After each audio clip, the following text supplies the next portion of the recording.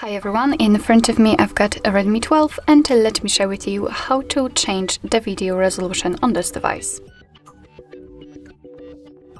So firstly, let's enter the camera app, and currently we are in the standard photo mode. So let's switch to the video one, tap on the video. If you can see this red dot inside the shutter button, it means that you're in the video mode for sure.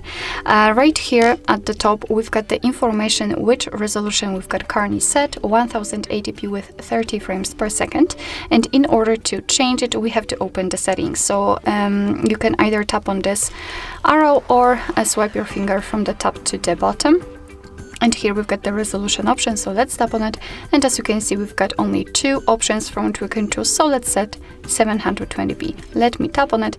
As you can see, it will be immediately applied. It is visible also right here, which simply means that after gaining back to the camera, your device will use the chosen resolution to record the video.